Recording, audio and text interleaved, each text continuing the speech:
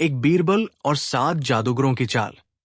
एक दिन अकबर के दरबार में अचानक अफरातफरी मच गई।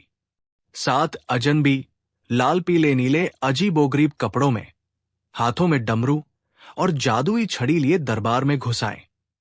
उनके चेहरे पर रहस्यमयी मुस्कान और आंखों में चमक थी। उन्होंने जोर से ऐलान किया, जहांपनाह, हम सातों दूर देश से आए 7 महान जादूगर हैं। हमें सुना था कि आपका दरबार दुनिया का सबसे बुद्धिमान और ताकतवर है। आज हम इसे परखने आए हैं। पूरा दरबार हैरान रह गया। दरबारी फुसफुसाने लगे, अरे 7 जादूगर, इनकी आंखों से तो सचमुच जादू टपक रहा है। लगता है आज कुछ बड़ा तमाशा होने वाला है। अकबर ने ठंडे स्वर में कहा, तो तुम हमें परखने आए हो? बताओ, क्या चाहते हो? सबसे बड़े जादूगर ने आगे बढ़कर कहा, जहांपनाह, अगर आपके दरबार में कोई हमें हरा दे तो हम अपनी सारी जादुई विद्या आपको समर्पित कर देंगे। लेकिन अगर हम जीत गए तो हमें आपके खजाने का आधा हिस्सा चाहिए। अकबर का चेहरा गुस्से से लाल हो गया। यह तो सरासर बदतमीजी है।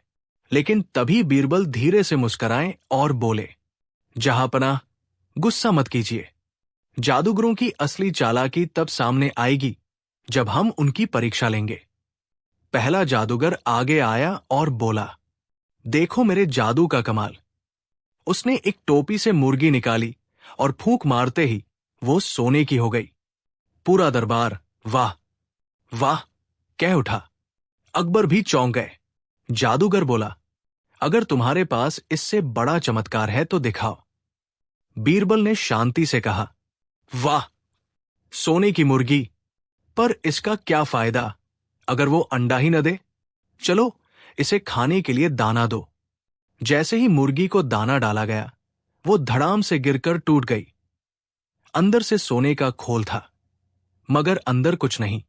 बीरबल हंसकर बोले, जहांपनाह, ये तो सोने की खोखली मुर्गी है, सिर्फ दिखावा है। पूरा दरबार ठहाकों से गूंज उठा। पहला जादूगर शर्मिंदा होकर पीछे हट गया।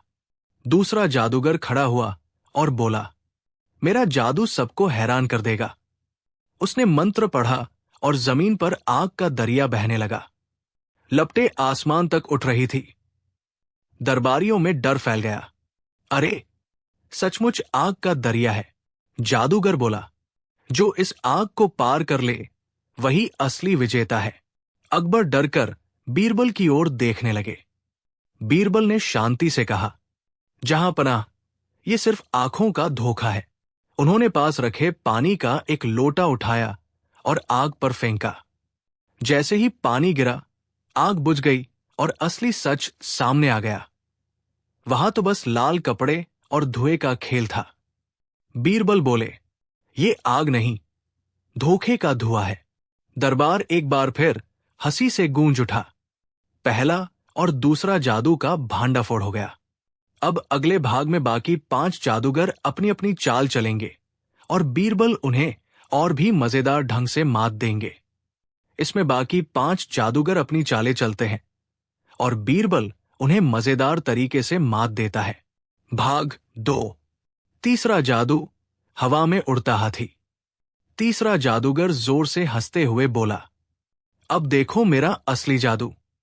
उसने कुछ मंत्र पढ़े और अचानक दरबार के बीचों बीच एक हाथी प्रकट हो गया। फिर वो हाथी हवा में उड़ने लगा। पूरा दरबार हैरान, हवा में हाथी, ये कैसे संभव है? अकबर भी चौंक गए। लेकिन बीरबल मुस्कुराए और बोले, जहांपनाह, ध्यान से देखिए। उन्होंने दरबारियों से कहा कि हाथी के ऊपर पानी छिड़के। जैसे ही पानी पड़ा, हाथी धड़ाम से नीचे गिरा और असली चेहरा सामने आया। वो हाथी नहीं, बल्कि बांस और कपड़े से बनी बड़ी कठपुतली थी, जिसे रस्सियों से लटकाया गया था। बीरबल हंसकर बोले, ये जादू नहीं, बस डोरी का खेल है। बड़े बड़े लोग भी धोखे में आ जाते हैं। बनाना। चौथा जादूगर आगे आया और बोला, मेरा जादू सबसे बड़ा है। मैं पानी को सोना बना सकता हूं। उसने पानी से भरा कटोरा उठाया, उसमें कोई पाउडर डाला और सचमुच पानी सोने जैसा चमकने लगा। सब दरबारी दंग रह गए। वाह, ये तो असली जादू है, बीरबल हंसते हुए बोले। जहांपनाह, जरा धूप में जाकर देखिए। कटोरे को धूप में रखा गया तो असली राज खुल गया। सोना नहीं, बल्कि पीला रंग मिला हुआ था जो धूप में और चमक रहा था। बीरबल बोले, ये जादू नहीं, रंगों की चालाकी है। पूरा दरबार ठहाकों से गूंज उठा। पांचवां जादूगर बोला, मैं सांपों को नचाता हूं। उसने बीन बजाई और टोकरी से 5 जहरीले सांप निकल आए। सब डरकर पीछे हट गए। सांप सचमुच फुफकार रहे थे। अकबर डरकर बोले, बीरबल, अब क्या करोगे? बीरबल शांत स्वर में बोले, जहांपनाह, जरा ध्यान से देखिए। उन्होंने सांपों के सामने दूध का कटोरा रख दिया। सांप दूध चाटने लगे और तभी असली राज खुल गया। वो सांप असली नहीं थे, बल्कि रबर और चमड़े से बने नकली सांप थे जिनमें पतली रस्सी डाली गई थी। बीरबल हंसकर बोले, ये तो बच्चों के खिलौने हैं, जादूगरों की चाल नहीं। छठा जादूगर शान से बोला, मैं तो पूरा महल गायब कर सकता हूं। उसने मंत्र पढ़े और अचानक सामने रखा एक छोटा सा महल जैसे हवा में गायब हो गया। सब दंग रह गए। बीरबल ने मुस्कुराकर कहा, जहांपनाह, ये जादू नहीं, शीशों का खेल है। उन्होंने पर्दा हटवाया और सच सामने आया। महल को आईनों और धुएं के सहारे छुपाया गया था। आखिर में सबसे बड़ा जादूगर बोला, अब देखो मेरा असली कमाल। मैं तुम्हारे बीरबल को ही गायब कर दूंगा। पूरा दरबार चौंक गया। उसने चोगा बीरबल पर डाला और बीरबल सचमुच गायब हो गए। अकबर हैरान, अरे, बीरबल कहाँ गए?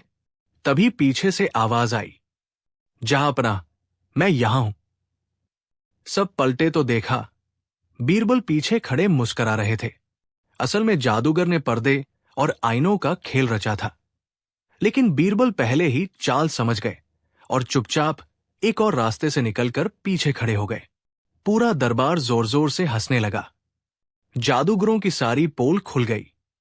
जहां बीरबल 7 जादूगरों को एक ही चाल में हराएंगे और एक गहरी सीख देंगे। T2 भाग 3। 7 जादूगर अब दरबार में खड़े थे। हर एक की चाल बीरबल ने ऐसे खोल दी थी जैसे बच्चों का खेल हो। अकबर गुस्से से बोले, तुम सब हमारे खजाने पर नजर डालने आए थे, मगर अपनी ही पोल खुलवा बैठे। तुम्हारी हिम्मत कैसे हुई हमें धोखा देने की? जादूगर कांपते हुए बोले, जहांपनाह, हमें माफ कर दीजिए। हमने सोचा था कि अपनी चालाकी से हम दरबार पर राज करेंगे, पर बीरबल ने हमारी सारी चालें पलट दी। बीरबल आगे बढ़े और मुस्कुराकर बोले, जहांपनाह, इन जादूगरों को दंड देना आसान है, लेकिन असली जादू यही है कि इन्हें उनकी ही चाल से सबक सिखाया जाए। अकबर ने पूछा, कैसे?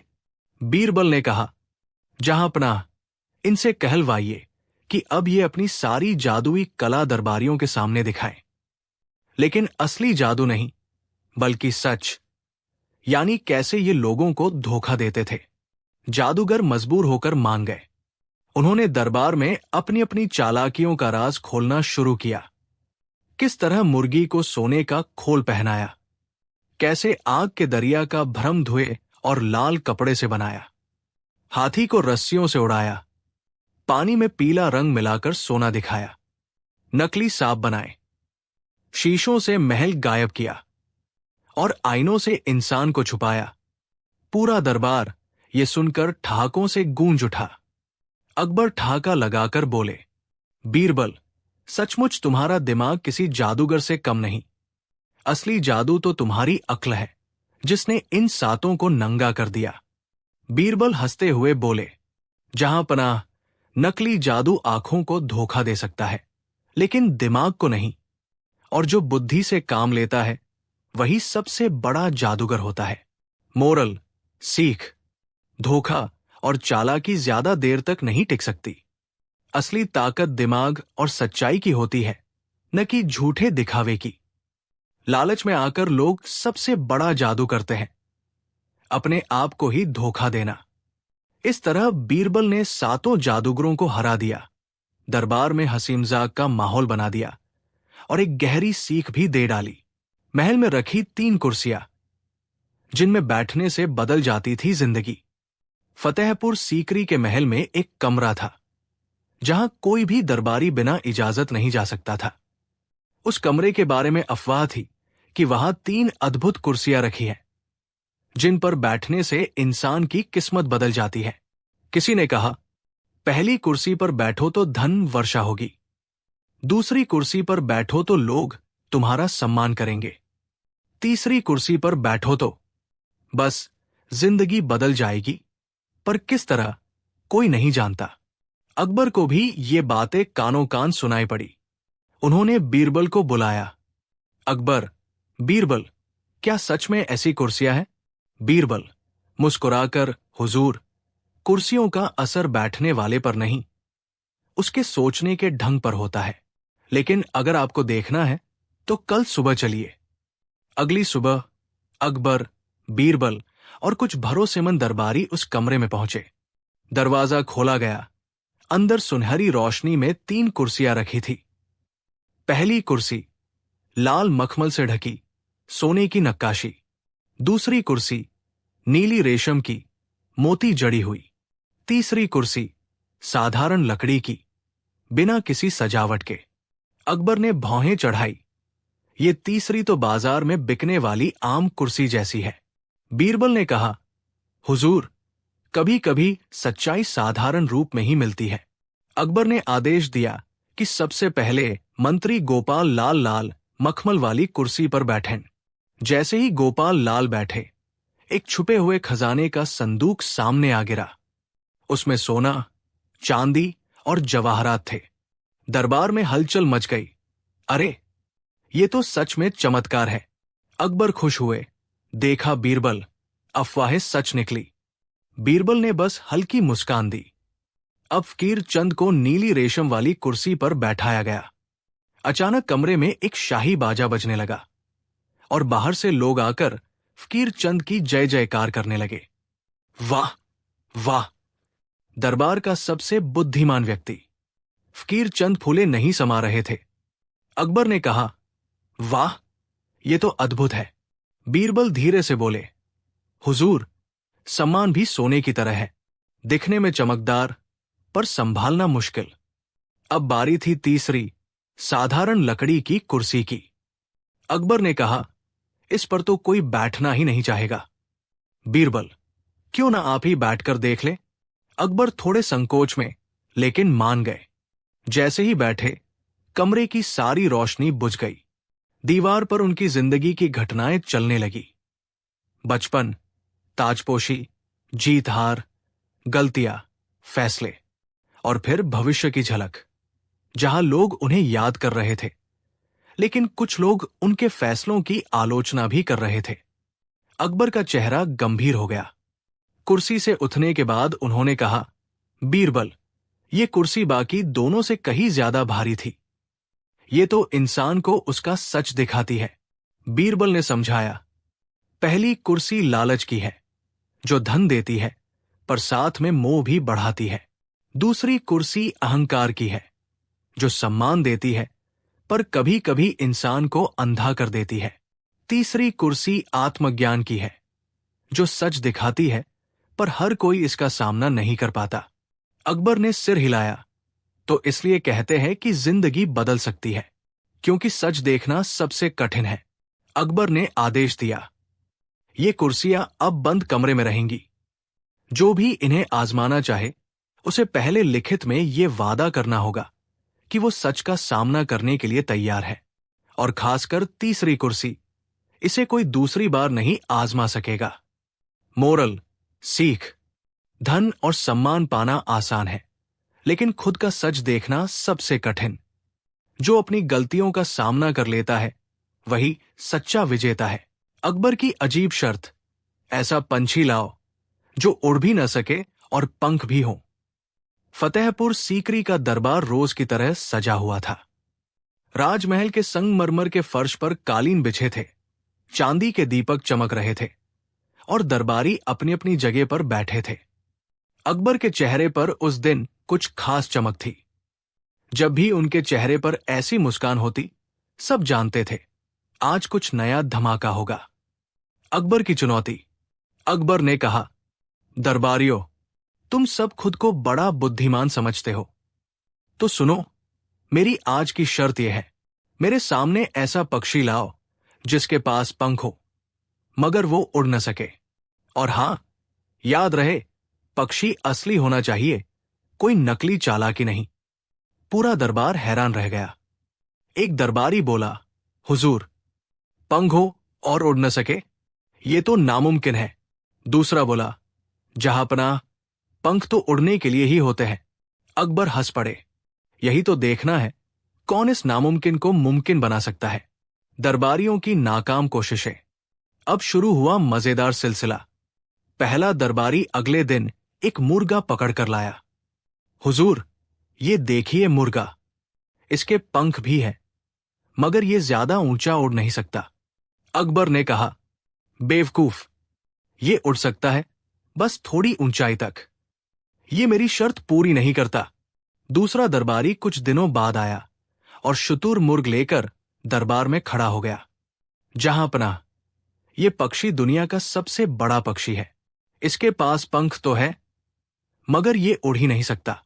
सभी दरबारी तालियां बजाने लगे। मगर अकबर ने मुस्कुराते हुए कहा, सही कहा, मगर शुतुरमुर्ग तो हमारे मुल्क में नहीं मिलता। तुमने बाहर से मंगवाया है, मुझे तो यहीं से चाहिए था। तीसरे दरबारी ने चालाकी दिखाई। वो लकड़ी का नकली पक्षी बनाकर लाया। हुजूर, देखिए, पंख भी है और उड़ नहीं सकता। अकबर हंस हंस कर लोटपोट हो गए। अरे नासमझ, मैंने कहा था असली पक्षी चाहिए, ये तो खिलौना है। अब सबकी नजरें फिर से बीरबल पर टिक गई। बीरबल का समाधान। कुछ दिनों तक बीरबल शांत रहे। वो बिना कुछ कहे गांव गांव घूमते रहे। एक दिन वो दरबार में एक टोकरी लेकर आए। जहांपनाह, आपके हुक्म की तामील हो गई है। अकबर ने उत्सुक होकर पूछा, क्या लाए हो? बीरबल ने टोकरी खोली। अंदर एक तोता बैठा था, मगर उसके दोनों पंख हल्के हल्के पट्टी से बांध दिए गए थे। बीरबल ने कहा, जहांपनाह, ये असली पक्षी है, इसके पंख भी है, मगर फिलहाल ये उड़ नहीं सकता। पूरा दरबार ठहाकों से गूंज उठा। अकबर का नया मोड़। अकबर ने हंसकर कहा, बीरबल, तुमने फिर से अपनी चतुराई दिखाई, मगर क्या ये मेरी शर्त का पूरा हल है? पंख तो इसके हैं, उड़ने की क्षमता भी है, बस तुमने इसे बांध दिया। बीरबल ने गंभीरता से जवाब दिया, जहांपनाह, आपकी शर्त थी, ऐसा पक्षी लाओ जिसके पास पंख हो मगर उड़ न सके। ये वही है। शर्त में आपने ये नहीं कहा था कि वो हमेशा से ही न उड़ता हो। मैंने आपकी बात का सीधा समाधान दिया है। अकबर दंग रह गए। सचमुच बीरबल, तुम्हारा दिमाग गजब है। तुम सवाल के छोटे से छोटे पहलू को पकड़ लेते हो और जवाब ढूंढ लाते हो। इनाम और शिक्षा। अकबर ने बीरबल को सोने की थाल भेंट की। फिर उन्होंने दरबारियों से कहा, देखो, बुद्धिमानी यही है कि सवाल को ध्यान से सुना जाए।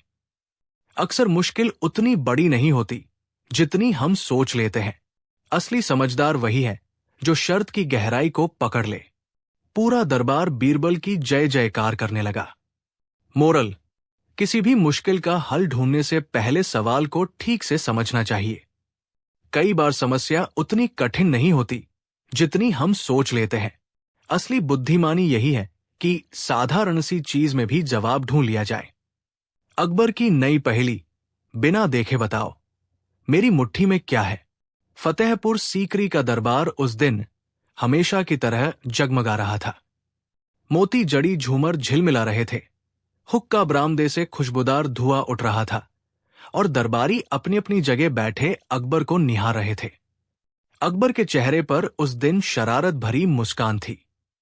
जब भी उनकी आंखों में ये चमक आती, सब समझ जाते थे, हुजूर आज फिर कोई न कोई कठिन सवाल पूछेंगे। अकबर की चाल। अकबर ने अपनी मुट्ठी कसकर बंद की और बोले, दरबारियों, आज की पहेली यह है, बिना देखे बताओ, मेरी इस मुट्ठी में क्या है? जो सही बताएगा उसे मिलेगा 100 अशरफियों का इनाम, और जो गलत होगा उसे पूरे दरबार के सामने अपनी मूंछें कटवानी होंगी। ये सुनकर सबकी हालत खराब हो गई। दरबारी अपनी अपनी मूंछों पर हाथ फेरने लगे।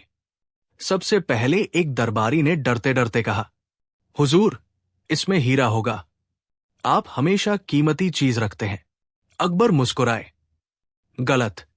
अगर हीरा होता तो तुम्हारे मुंह से हीरा हीरा नहीं, झूठ झूठ निकलता। पूरा दरबार हंसी से गूंज उठा। दूसरे दरबारी ने चालाकी दिखाई, जहां पनाह, इसमें जरूर सोने का सिक्का होगा। अकबर ने सिर हिलाया, नहीं, सिक्का होता तो तुम्हारी किस्मत खुल जाती, मगर अफसोस, किस्मत अब भी बंद है। तीसरे दरबारी ने सोचा, अब कुछ हटके बोलता हूं। वो बोला, हुजूर, इसमें गुलाब का फूल होगा। आप बड़ी नफासत पसंद है। अकबर ने ठहाका लगाया, अगर फूल होता तो तुम्हारे चेहरे पर मुस्कान खिल जाती, मगर तुम्हें तो डर के मारे पसीना आ रहा है। अब सब चुप हो गए। किसी में हिम्मत नहीं थी कि और अटकल लगाए। अकबर ने मुस्कुराते हुए कहा, तो बीरबल, अब तुम्हारी बारी है। बताओ, मेरी मुट्ठी में क्या है? ध्यान रहे, अगर जवाब गलत हुआ तो तुम्हारी मूंछें भी काट दी जाएंगी। पूरा दरबार सांस रोके इंतजार करने लगा। बीरबल आराम से आगे बढ़े, अकबर की मुट्ठी को ध्यान से देखा और बोले, जहां पनाह, आपकी मुट्ठी में आपकी किस्मत है। यह सुनकर सब दरबारी हक्के बक्के रह गए। किस्मत? ये कैसा जवाब है? अकबर भी चौंक गए। बीरबल, किस्मत मेरी मुट्ठी में कैसे हो सकती है? बीरबल मुस्कुराए, जहां पनाह, सच यही है। आपकी मुट्ठी में जो भी है उसे खोलेंगे तभी सबको पता चलेगा। जब तक मुट्ठी बंद है कोई नहीं जान सकता। यही तो किस्मत की सबसे बड़ी सच्चाई है। किस्मत भी तब तक राज रहती है जब तक खुल न जाए। पूरा दरबार ठहाकों और तालियों से गूंज उठा। वाह बीरबल, क्या कमाल की बुद्धि है। सचमुच किस्मत से बढ़कर कोई जवाब नहीं हो सकता। अकबर भी मुस्कुराकर बोले, बीरबल, तुमने एक बार फिर सबको चौंका दिया। सचमुच तुम्हारा जवाब मेरी पहेली से भी बड़ा है। फिर उन्होंने अपनी मुट्ठी खोली। उसमें एक साधारण चने का दाना था। सब दरबारी हैरान रह गए। अरे, इतना छोटा सा दाना? अकबर ने हंसते हुए कहा, हां, मैं तो तुम्हें मूंछों से वंचित करने के लिए चना छिपाकर बैठा था। मगर बीरबल के जवाब ने तो खेल ही बदल दिया। इनाम और मोरल। अकबर ने बीरबल को 100 अशरफियां दी और बोले, आज का सबक यही है, किस्मत हमेशा बंद मुट्ठी की तरह होती है। जब तक खुलती नहीं, कोई नहीं जान सकता अंदर क्या छिपा है। मोरल, अक्ल और हाजिर जवाबी सबसे मुश्किल हालात को भी आसान बना देती है। जिंदगी की बंद मुट्ठी यानी किस्मत पर अटकलें लगाने से अच्छा है सही समय का इंतजार करना। अकबर की अनोखी शर्त, ऐसा झूठ बोलो जो सुनकर सबको सच्चाई लगे। फतेहपुर सीकरी का राज दरबार उस दिन हमेशा की तरह रंगीन था। मोती जड़े झूमर झिलमिला रहे थे। चांदी की प्लेटों में इत्र महक रहा था और दरबारी अपने अपने स्थान पर बैठे थे। अकबर शाही सिंहासन पर बैठे थे और उनके चेहरे पर वही रहस्यमयी मुस्कान थी। दरबारियों को साफ समझ आ गया, हुजूर आज फिर कोई अजीबोगरीब सवाल करने वाले हैं। अकबर बोले, दरबारियों, आज का मेरा हुक्म है, ऐसा झूठ बोलो कि सबको सच लगे। और ध्यान रहे, अगर झूठ पकड़ में आ गया तो सजा मिलेगी, लेकिन अगर सच का भ्रम पैदा कर दिया तो इनाम मिलेगा। पूरा दरबार सन्न रह गया। एक दूसरे को देखने लगे। ये तो बड़ा टेढ़ा काम है। झूठ को झूठ की तरह ही पकड़ा जाता है, इसे सच कैसे बनाया जाए? सबसे पहले एक दरबारी आगे आया। वो बोला, जहांपना, मैंने कल चांद को अपनी झोली में भर लिया था। अकबर हंस पड़े, ये कैसा बचकाना झूठ है? चांद झोली में कैसे आ सकता है? पूरा दरबार ठहाकों से गूंज उठा। दूसरा दरबारी बोला, हुजूर, मैंने कल गंगा जी को अपनी सुराही में भरकर दरबार लाया हूं। अकबर ने आंखें तरेरी। अगर सच होता तो सुराही कहाँ है और अगर गंगा जी सचमुच भर लाते तो पूरा दरबार डूब जाता। अब तीसरे दरबारी की बारी आई। उसने कहा, जहांपनाह, मैंने तोते को घोड़ा बना दिया और उस पर बैठ कर आया हूं। अकबर हंस हंस कर लोटपोट हो गए। अरे नादान, तोते की पीठ तो तुम्हारा तकिया भी नहीं सह सकती, घोड़े का बोझ कैसे उठाती? सब हंसते हंसते लोटपोट हो गए। अब अकबर ने मुस्कुराते हुए कहा, तो बीरबल, अब तुम्हारी बारी है। झूठ ऐसा बोलो कि मुझे भी सच लगे। पूरा दरबार खामोश हो गया। सब जानते थे कि बीरबल की बातें हमेशा सीधी छाती पर लगती हैं। बीरबल शांति से उठे और हाथ जोड़कर बोले, जहांपनाह, सबसे बड़ा झूठ यही है कि आप हम पर कभी गुस्सा नहीं होते। अकबर चौंके। दरबारी हंसी दबाने लगे। बीरबल आगे बोले, आप तो इतने दयालु और न्यायप्रिय हैं कि जब भी किसी से नाराज होते हैं, दरअसल उसमें भी सच्चाई और भलाई छिपी होती है। यही तो सबसे बड़ा झूठ है कि आप गुस्सा करते हैं। असलियत में तो आप हमेशा दयालु ही रहते हैं। अकबर पहले तो हैरान रह गए, फिर ठहाका मारकर हंस पड़े। वाह बीरबल, तुमने झूठ भी ऐसा बोला जिसे सुनकर मुझे सच मानने का मन कर गया। दरबारी ताली बजाने लगे। वाह, कमाल का जवाब है। सचमुच यही है अक्ल और हाजिर जवाबी। अकबर ने बीरबल को सोने की थाले और रेशमी कपड़े भेंट किए और कहा, आज का सबक ये है, झूठ को सच बनाने की ताकत सिर्फ हाजिर जवाबी और समझदारी में है। और कभी कभी सच और झूठ का फर्क नजरिए पर भी निर्भर करता है। मोरल, सच्ची अक्ल वही है जो मुश्किल हालात में भी रास्ता निकाल ले। झूठ भी अगर भलाई और बुद्धिमानी से कहा जाए तो सुनने वाला उसे सच मान लेता है। अकबर और बीरबल, बेईमान मिठाई वाला। एक बार की बात है, सम्राट अकबर और बीरबल शाम को टहलने के लिए शाही बगीचे में गए। हवा बहुत सुहानी थी और चारों तरफ फूलों की खुशबू फैली हुई थी। अचानक बीरबल को एक मिठाई की दुकान से आती हुई जलेबी की खुशबू आई। बीरबल ने अकबर से कहा, जहांपनाह, क्या आप जलेबी खाना पसंद करेंगे? मुझे इस खुशबू से भूख लग गई है। अकबर भी सहमत हो गए। वे दोनों उस दुकान पर पहुंचे। मिठाई वाला बहुत बूढ़ा और ईमानदार लग रहा था। अकबर ने उससे 1 किलो जलेबी मांगी। बूढ़े मिठाई वाले ने मुस्कुराकर कहा, जहांपनाह, आज तो आपके आने से मेरी दुकान की शोभा बढ़ गई। मैं आपको सबसे ताजी और गरम जलेबी देता हूं। उसने जलेबियां तौली और अकबर को दी। अकबर ने एक जलेबी खाई और कहा, वाह, ये तो बहुत स्वादिष्ट है। तुमने बहुत अच्छी जलेबियां बनाई हैं। अकबर ने मिठाई वाले को एक सोने का सिक्का दिया। मिठाई वाला बहुत खुश हुआ और उसने अकबर को प्रणाम किया। लेकिन जब वे दोनों महल की तरफ लौट रहे थे तो बीरबल ने अकबर से कहा, जहांपनाह, मुझे लगता है कि यह मिठाई वाला बेईमान है। अकबर हैरान रह गए। बीरबल, तुम क्या कह रहे हो? वो तो बहुत अच्छा इंसान लग रहा था। उसने तो हमें इतनी अच्छी जलेबियां दी। बीरबल ने कहा, जहांपनाह, मैं आपको कल सुबह साबित करूंगा कि वो बेईमान है। अगले दिन बीरबल ने एक योजना बनाई। उन्होंने अपनी पत्नी के गहने लिए और एक गरीब आदमी का वेश धारण कर लिया। वे उसी मिठाई की दुकान पर गए और बूढ़े मिठाई वाले से कहा, हुजूर, मेरे पास खाने के लिए कुछ नहीं है। मेरे पास केवल ये गहने हैं। क्या आप मुझे इनके बदले में कुछ जलेबियां दे सकते हैं? मिठाई वाले ने गहने देखे और उसकी आंखों में लालच आ गया। उसने कहा, हां हां, जरूर, तुम मुझे ये गहने दे दो और मैं तुम्हें जितनी चाहो उतनी जलेबियां दूंगा। उसने बीरबल से गहने ले लिए और उन्हें एक छोटी सी प्लेट में थोड़ी सी जलेबियां दे दी। बीरबल ने तुरंत अपना वेश उतारा और कहा, क्यों, तुम तो बहुत अच्छे इंसान थे। अब क्या हुआ? मिठाई वाला चौंक गया। बीरबल, आप यहां क्या कर रहे हैं? बीरबल ने कहा, मैं यहां तुम्हारी बेईमानी साबित करने आया हूं। मिठाई वाला डर गया। बीरबल ने उससे कहा, तुमने कल बादशाह को सोने का सिक्का लेकर 1 किलो जलेबी दी और आज मुझसे गहने लेकर थोड़ी सी जलेबी दी। क्या ये बेईमानी नहीं है? मिठाई वाले ने डरते हुए कहा, नहीं नहीं, ये बेईमानी नहीं है, वो तो बादशाह थे और आप।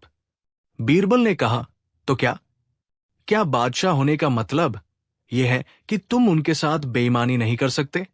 बीरबल ने अकबर को पूरी कहानी बताई। अकबर बहुत नाराज हुए और उन्होंने मिठाई वाले को जेल में डाल दिया। लेकिन बीरबल ने कहा, जहां पनाह, हमें मिठाई वाले को माफ कर देना चाहिए। उसने अपनी गलती मान ली है। अकबर ने मिठाई वाले को माफ कर दिया और उसे एक और मौका दिया। मिठाई वाला अपनी गलती पर बहुत शर्मिंदा हुआ और उसने वादा किया कि वो कभी भी किसी के साथ बेईमानी नहीं करेगा। उस दिन के बाद वो मिठाई वाला बहुत ईमानदार हो गया और उसकी दुकान में बहुत लोग आने लगे।